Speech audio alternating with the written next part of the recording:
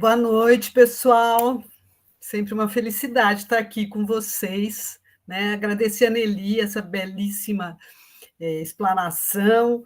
Realmente o Rosa, gente, é muita coisa. É um autor que tem muita profundidade, tem muitas camadas de significado e a gente tem que, às vezes, tentar entender, às vezes, né, ficar se consolar com a nossa ignorância. Enfim. Mas eu primeiro quero dizer que eu achei que foi muito legal a gente escolher o Tutameia para dar continuidade à leitura, porque é o livro que dá sequência a Primeiras Histórias. Ele publica Primeiras Histórias em 1962 e fica 5 anos sem publicar, até publicar o Tutameia. Eu fiz uma apresentação para vocês com o intuito, primeiro, de contar algumas curiosidades de como ele construiu esse livro. Tem tudo a ver com as coisas que a Nelly falou, né? De que ele tinha essa ideia de uma concepção integral do livro. Enquanto ele estava vivo, ele fazia um acompanhamento assim minucioso. E o José Olímpio era um editor que primava por isso também, que dava essa liberdade ao Rosa, né?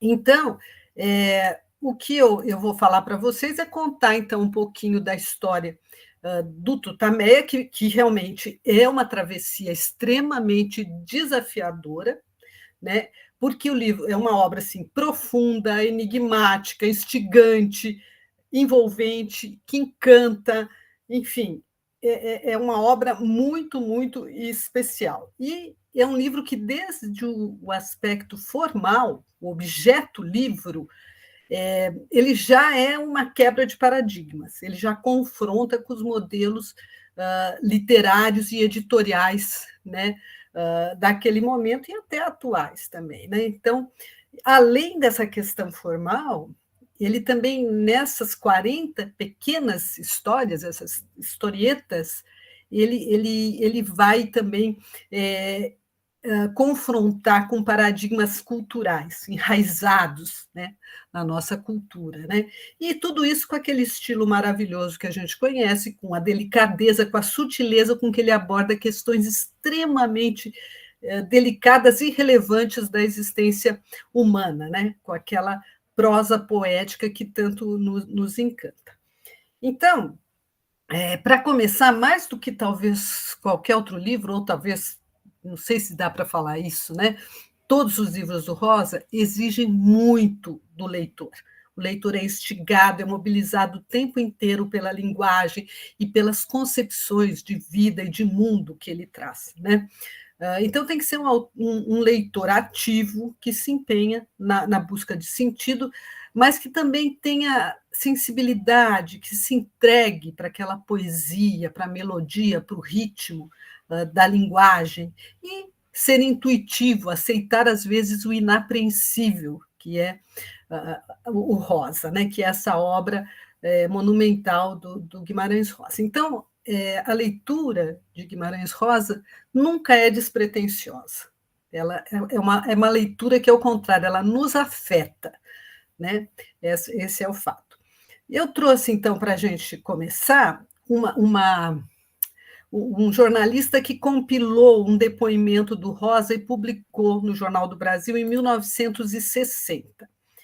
Ele diz assim: esse jornalista diz que o Rosa, numa reunião, disse isso. Meus livros não são feitos para cavalos que vivem comendo a vida toda desbragadamente.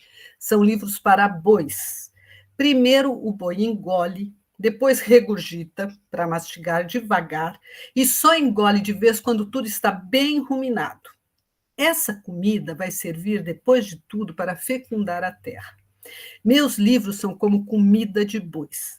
Confesso que também eu não gosto de meus livros à primeira leitura, só na releitura é que eles começam a me agradar. Bem,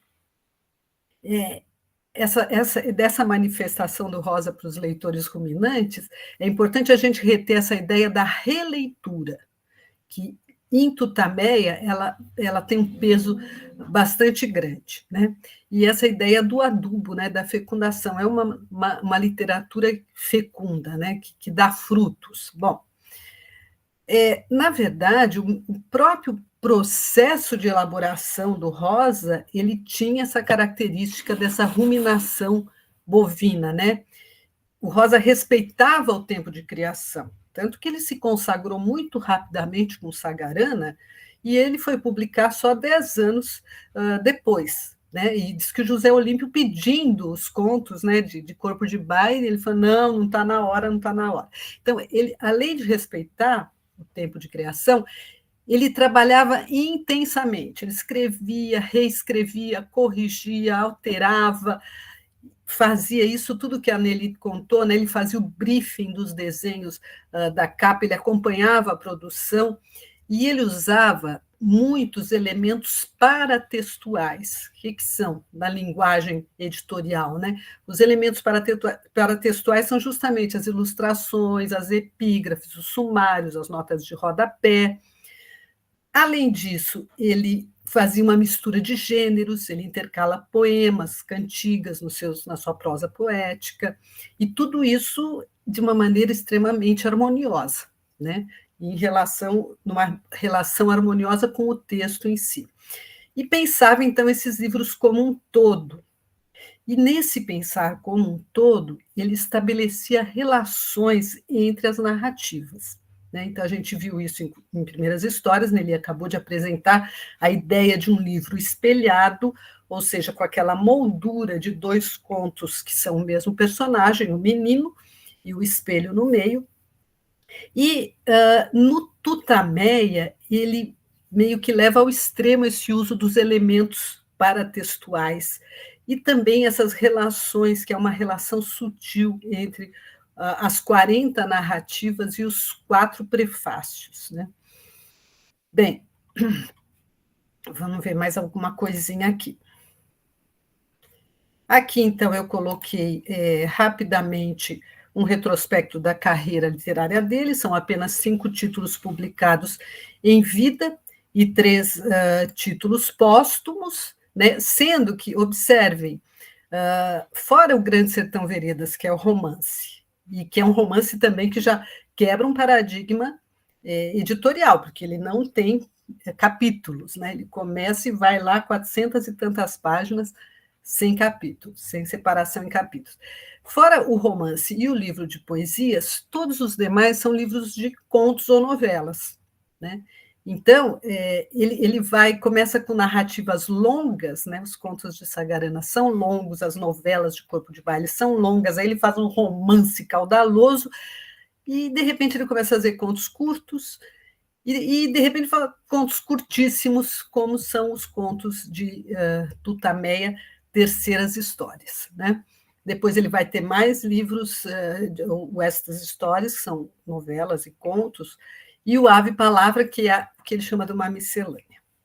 Então, mas fora essa produção editorial em livro, ele colaborou para uma grande quantidade de periódicos. Né? Ele publicou nessa quantidade enorme de periódicos, isso desde a sua estreia, em 1929, que se considera a estreia do Guimarães Rosa ficcionista, com os contos que ele publica na revista O Cruzeiro, com 21 anos, né, que ele ganha os concursos, é 1929. Então, entre 1929 e 1967, são quase 40 anos, e ele publicou em toda essa gama, essa extensa gama, e não só extensa, mas bastante eclética gama de periódicos. Né? Não é um fenômeno exclusivo do Rosa, a gente sabe que o livro pode dar muito prestígio, mas não dá dinheiro. Então, vários grandes escritores, a partir mesmo de Machado de Assis, o Drummond, o Fernando Sabino, o Bandeira, bom, todos eles colaboraram, né, com veículos de imprensa. E que também eram a forma desses escritores se divulgarem, né, ficarem, a mídia naquele momento eram os grandes jornais e revistas. Né? E, fora isso, essas colaborações eram remuneradas, e às vezes muito bem remuneradas, né? Então, esse era um outro fator que atraía escritores para a imprensa. Bem, então ele colaborou ao lado de jornais como os maiores do Brasil, como o Globo, Jornal do Brasil, Estado de São Paulo. Ele colaborou, por exemplo, a Gazeta de Paraupeba, né? Ao lado da revista Senhor, que foi uma revista extremamente arrojada, que a Marise Hansen aborda na tese dela, né? Uma revista que tinha um projeto gráfico editorial muito arrojado e era editada pelo Paulo Francis. Ele colaborou nas Seleções, que era uma revistinha pequena, feia, importada, traduzida, né? Muito popular, chegou a ter uma tiragem de 500 mil exemplares. Vocês imaginam isso? Uma revista, eu não sei se ela era semanal, mas 500 mil exemplares é bastante. Isso há mais de 50 anos, né? E fora esses veículos muito populares, muito conhecidos, muito prestigiados, o Rosa também colaborou em revistas que a gente chama segmentadas, né? O jornalismo corporativo ou institucional, como é chamado. Então, são veículos que são bancados por empresas ou por instituições e que têm uma circulação restrita, ou só para os seus associados, ou só para o seu público-alvo, né? Então, aí ele colaborou no Boletim da Biblioteca do Exército, ele colaborou na revista Comentário, que era editada pelo Instituto Brasileiro Judaico de Cultura e Divulgação, que era tinha um público bastante intelectualizado. Ele colaborou, ao mesmo tempo, para a revista Movimento, que era da da União Nacional dos Estudantes. Então, vejam um panorama bem eclético.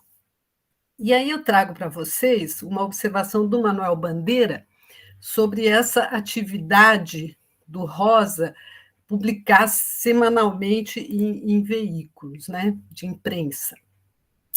Ora, uma semana não dá para a Rosa caprichar nas suas invenções verbais. Há sempre invenções verbais em tudo que o Rosa escreve. Daí a angústia. Rosa confidenciou-me.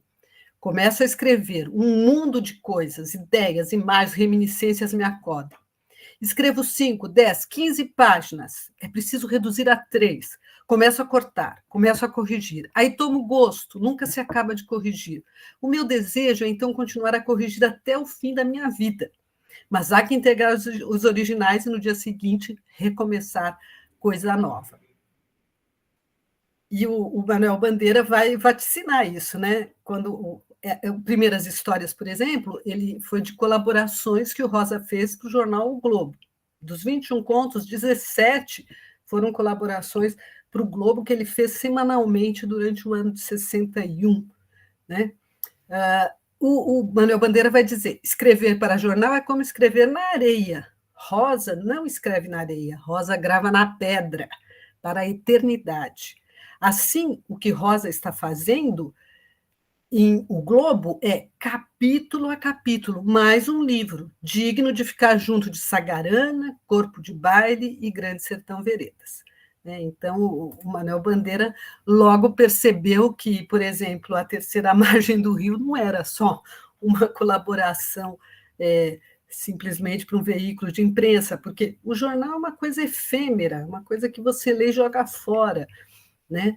Enquanto que o livro é um objeto mais perene. Né? Bom,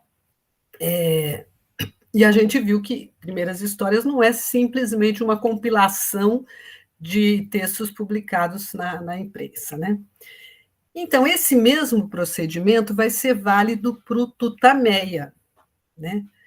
Que foi também totalmente publicado primeiro em um jornal semanal. A diferença é que o jornal Pulso era uma publicação segmentada e era patrocinado por um laboratório farmacêutico chamado Sidney Ross, de origem norte-americana, que estava atuante no Brasil desde os anos 1920. Então, aí vem a curiosidade. Esse laboratório tinha um amplo portfólio de produtos sem prescrição, né, que a gente chama produtos sem prescrição, como Melhoral, Sonrisal, leite de magnésia de Philips, sal de fruta Andrews, o pessoal mais antigo aqui vai lembrar de tudo isso. E as famosas pílulas de vidas do Dr. Ross, que é até citada numa canção do Gilberto Gil, né? Agora, esse laboratório tinha uma característica muito peculiar. Ele foi pioneiro no Brasil em investimentos em publicidade, né? Ele chegou a ser o maior anunciante no rádio, ele chegou a ter uma agência de publicidade interna, né? E investiu muito em muitas frentes de divulgação. O jornal Pulso, era semanal, possivelmente fazia parte desse esforço de divulgação de marcas e produtos. Ele se destinava exclusivamente para médicos e farmacêuticos, e era distribuído no Brasil inteiro, né? E assim, essas colaborações, inclusive o Willy Bolle conseguiu recuperar um depoimento de uma pessoa que diz que o Rosa confirmou que ele era muito bem remunerado por essas colaborações a esse jornal. Ele fazia esse ajuste, né? Esse ganho relevante do orçamento. Bom, então o que acontecia? O Rosa era médico. Ele escrevia quinzenalmente no Pulso durante 2 anos. Quem intercalava com ele? O jornal era semanal. Ninguém menos que Carlos Drummond de Andrade. Gente, isso em 1965. Os dois já eram escritores consagrados, né? Então, o Drummond, ele de formação era farmacêutico e o Rosa médico. Então, vejam como a coisa foi, né? Foi encaixando ali pelos interesses desse laboratório. Bom, os dois bastante já consagrados e provavelmente muito bem remunerados. Foi o veículo que o Rosa colaborou por mais tempo e fez mais colaborações, esse jornal Pulso. Foram 56 textos de página e meia, né? Estou falando tudo isso porque mais ou menos 70% desses textos ele vai compor Tutameia, né? Apenas 4 dos textos do livro não foram publicados originalmente no Pulso, né? Então, esse veículo foi importante, né? Então, depois de 2 anos que ele estava colaborando regularmente, a cada quinzena, a cada 15 dias, mandando um desses textos que nós vamos ler, que vocês vão ver que não são textos, digamos, fáceis, né, para estarem assim num jornal segmentado, ele escreveu uma crônica que chama Rogo e Aceno, publicada no dia 29 de julho de 1967, em que ele comunica que ele está encerrando a colaboração dele para o jornal Pulso e comunica que está lançando Tutameia, né? E ele ainda faz um apelo à boa vontade dos leitores para que reexperimentem a sua linguagem.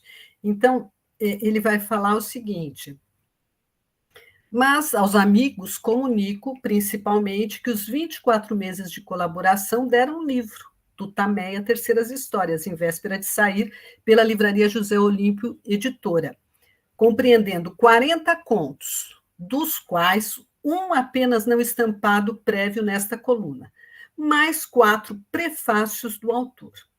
Sem desmodéstia, declaro-me com ele satisfeito. Digo, devo ao convite de Pulso a realização da obra. Para minha especial sorte, porquanto os temas de alguns dos contos andavam sem solução na cabeça, uns há cerca de 20 anos, até que só nesta forma curta, forçada pela limitação de espaço, encontraram como compor-se. Então, essa é a crônica em que ele se despede dos leitores de Pulso, né?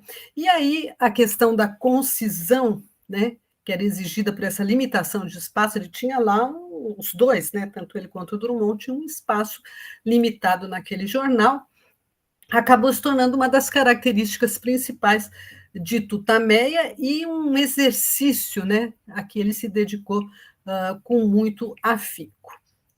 Então, sobre a origem, né, de Tutameia, é isso que eu trouxe para vocês. Vamos falar um pouquinho do próprio Tutameia, aí é a edição da José Olímpio. Não, eu não tenho a última edição, a primeira edição, é a terceira edição, a mais recente que eu tenho.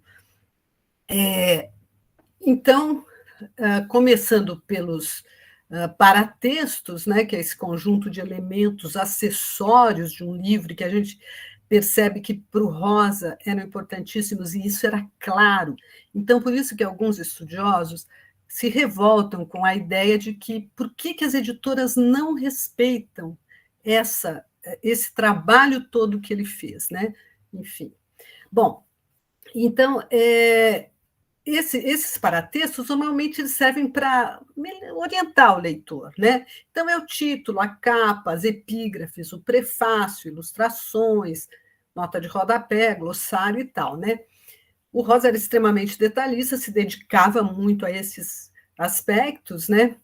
Mas, ainda mais do que nas obras anteriores, esses elementos no Tutameia, são determinantes no jogo que ele estabelece com o leitor, no pacto ficcional, no pacto de leitura, né? Mas eles não obedecem a essa norma, a essa convenção de facilitar.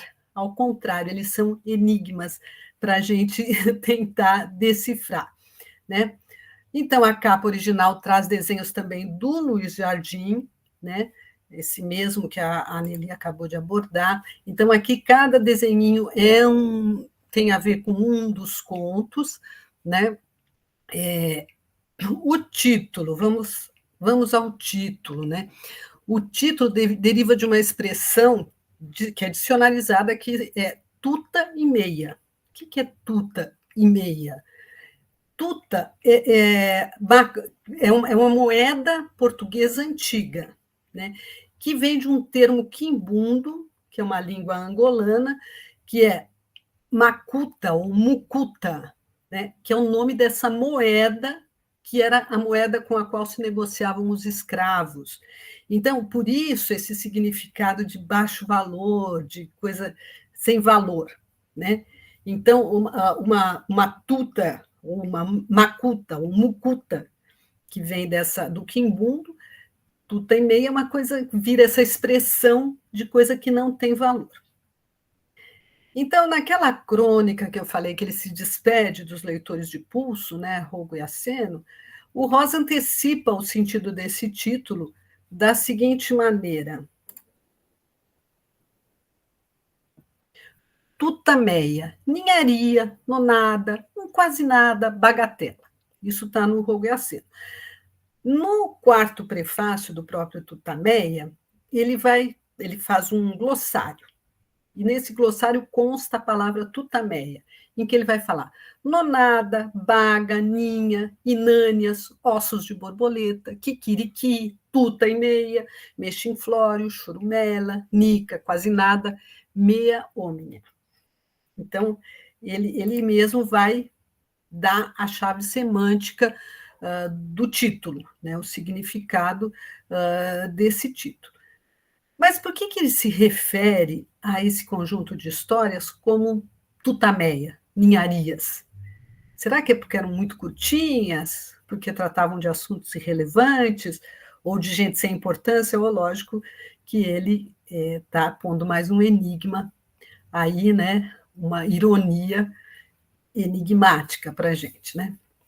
Bom, o livro tem também um subtítulo, né? Que é esse Terceiras Histórias. Mas se o livro anterior era o Primeiras Histórias, por que seriam agora as terceiras? Onde estariam as segundas histórias? Aí o Paulo Rona, ingenuamente, vai e pergunta para o Rosa, né? Por que terceiras, não segundas? E o Rosa, então, vai responder para ele. Uns dizem porque escritas depois de um grupo de outras não incluídas em primeiras histórias. Outros dizem porque o autor supersticioso quis criar para si a obrigação e a possibilidade de publicar mais um volume de contos, que seriam então as segundas histórias. Aí o o Rona fala, né? E o que diz o autor? O Rosa retruca. O autor não diz nada, respondeu Rosa com uma risada de menino grande, feliz por ter atraído o colega a uma cilada. Né? Então, tem também esse subtítulo, né? E que a gente vai poder tomar por uma brincadeira do autor, ou pensar numa interpretação relacionada à simbologia do número 3, como a Nelly colocou, ou ainda 1000 perspectivas de análise. Bom, temos mais coisas antes de nós entrarmos na leitura, gente, que é um outro elemento paratextual, que é o sumário, né? Como no corpo de baile, o Tutameia tem 2 sumários, ou melhor, são índices, né? Porque eles são organizados alfabeticamente, né? Por ordem alfabética. Um está no começo, outro está no fim, como no corpo de baile. Os índices, antes de chegar nos índices, tem mais uma coisa, porque eles têm, antes deles, eles têm cada um deles tem uma epígrafe, acima do índice. São epígrafes que ele atribui a Arthur Schopenhauer, que é um filósofo alemão que viveu entre o século XVIII e XIX, ele morreu em 1860, ele é autor, uma das obras mais conhecidas dele é O Mundo como Vontade e Representação. Mas vamos, assim, as epígrafes do Schopenhauer.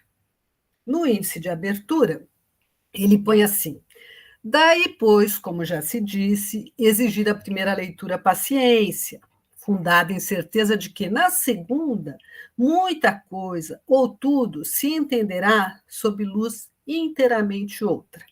Então, vejam como ele já está falando que precisa de uma releitura, né? Ele já dá o aviso aqui. Não vai ser uma leitura só, né? É necessária a releitura. E aí, quando a gente chega no final, encontra o segundo índice, que é o índice de releitura, que tem uma outra epígrafe antes dele. O índice de releitura lá no final é: já a construção orgânica e não emendada do conjunto terá feito necessário, por vezes, ler-se 2 vezes a mesma passagem. Então, vejam como ele já entra para aquelas coisas da ambiguidade, né, que é característica do Rosa, porque na primeira epígrafe ele pede paciência, porque na segunda leitura tudo se elucidará. Mas na segunda epígrafe, ele vai advertir que o leitor, durante a primeira leitura, já teve que reler, portanto, já fez a releitura. Bom, a Clara Holland, no livro dela, ela se dedica a analisar bem profundamente essas coisas do Schopenhauer, né? Como nós sabemos, então a gente já falou que o Guimarães Rosa é um autor que requer uma dedicação, né? Requer um espaço, tem que abrir um espaço interior para ler tudo isso, né?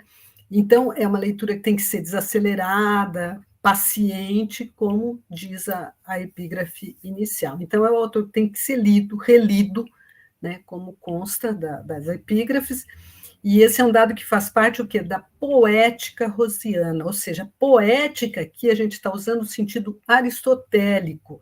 O que é a poética para Aristóteles? É o estudo da composição do texto literário de um autor. A poética de Guimarães Rosa inclui o estilo, o conteúdo, a forma, os recursos de que ele se vale, toda a elaboração dessa arquitetura da obra. Então, isso é a poética rosiana. Então, releitura é uma coisa que faz parte, é uma característica da poética rosiana.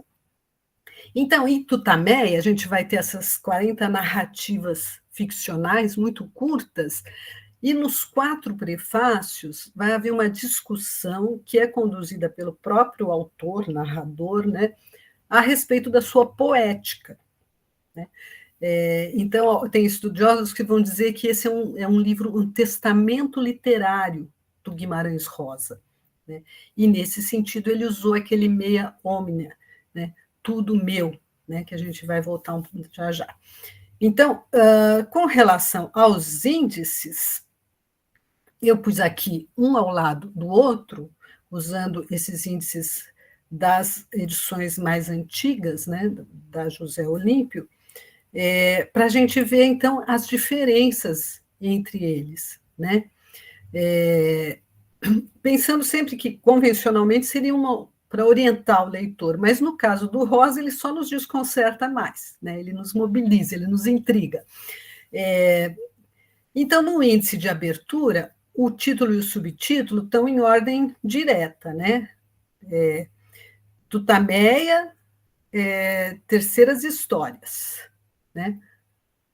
Já no índice de releitura, terceiras histórias, Tutameia, né? Ele já vai brincando com isso. No índice de abertura, os títulos das narrativas estão em ordem alfabética, né? Sendo que 4 deles estão em itálico. É a única diferença que temos. Nós temos 4 títulos em itálico: a letria hermenêutica, hipotrélico, nós os temulentos e sobre a escova e a dúvida. Só é a única diferença que tem. Se a gente for ver o índice de releitura, eles estão indicados como prefácios, né? E os demais continuam em ordem alfabética como os contos. Então, esse também é um dado interessante, né? Bem, nesses prefácios é que se concentra, então, a maior parte dessa discussão sobre a poética rosiana, embora ela esteja na prática, né? Está em todos os textos, né? E nessa obra sintetizada ao extremo, né? Porque Tutameia se caracteriza pela concisão, pela condensação na criação e na elaboração da escrita. O Paulo Rona, eu gosto muito quando ele diz que esses pequenos contos que compõem Tutameia são, aspas, romances em potencial comprimidos ao máximo. Então, como se ele tivesse, né, peguei a essência de uma coisa que poderia ser um romance, né? Então, o que eu acho espantoso é que um autor que se consagrou, né, com essas narrativas super extensas, né, apresenta, é genial da mesma forma nessas narrativas curtíssimas, né?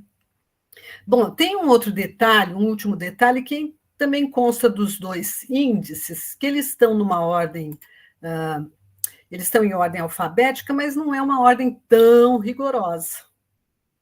Vejam só, né? O J, né? O G não está depois do F, está depois do J, né? E na sequência tem o R, o que vai ficar assim, JGR, que são as iniciais de João Guimarães Rosa, né? Então, enfim, o que se compõe em ordem alfabética normalmente são os dicionários, né? E ele disse, né, para o Gunther Lorenz: no dia em que eu completar 100 anos, publicarei um livro, meu romance mais importante, um dicionário. Talvez um pouco antes, e este fará as vezes de minha autobiografia, fecha aspas.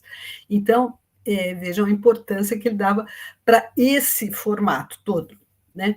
Então, sob essa perspectiva, o Tutameia é o dicionário autobiográfico de JGR, né?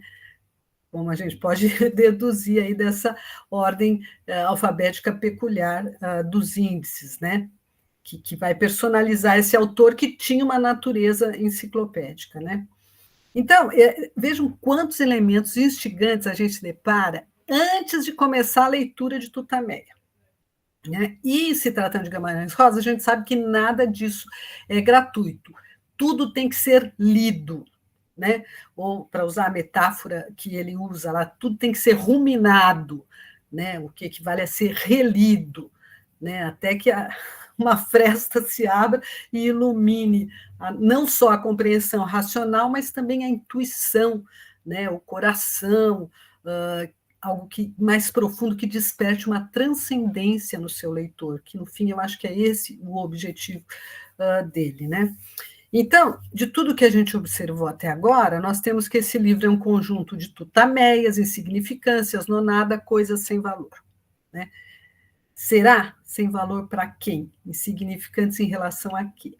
Aí eu fui novamente buscar o querido Paulo Rona, né, que era muito amigo do Rosa e foi quem, inclusive, fez a organização da obra póstuma, e o Rona fala o seguinte: atribuiria ele realmente tão pouco valor ao volume? ou terá adotado a fórmula apenas como antífrase carinhosa e talvez até supersticiosa? Inclino-me para esta última suposição. Em conversa comigo, deixando de lado o recato da despretensão, ele me segredou que dava maior importância a este livro, surgido em seu espírito como um todo perfeito, não obstante que os contos necessariamente tivessem de fragmentário. Entre estes havia interrelações as mais substanciais. As palavras todas eram medidas e pesadas, postas no seu exato lugar, não podendo suprimir ou alterar mais de 2 ou 3 em todo o livro sem desequilibrar o conjunto. A essa confissão verbal acresce outra, impressa no fim da lista dos equivalentes do título, né? Aquela coisa que eu falei que está no glossário explicando Tutameia, né? É como mais uma equação, mea omnia. Essa etimologia, tão sugestiva quanto inexata, faz de Tutameia vocábulo mágico, tipicamente rosiano, confirmando a asserção de que o ficcionista pôs no livro muito, se não tudo de si. Então, agora eu já vou encerrando, né? Eu vou colocar mais só 2 elementos paratextuais aqui, que são essas vinhetas, se chamam, em artes gráficas, vinhetas de remate, que é o caranguejo e a coruja, né? E elas aparecem em revezamento, e elas foram também escolhidas pelo Rosa. E caranguejo, câncer, é o signo dele, né? Então, a gente pode considerar que sim, Guimarães Rosa está todo em Tutameia, mas esse livro não se limita à subjetividade do autor, né? Eu gosto de dizer que ele parece que é um menino que mostrou para a gente, assim, de uma maneira camuflada, a sua coleção mais valiosa e está nos convidando para brincarmos juntos com essa maravilha que é Tutameia. Então, isso que eu trouxe para vocês, espero que tenha agregado.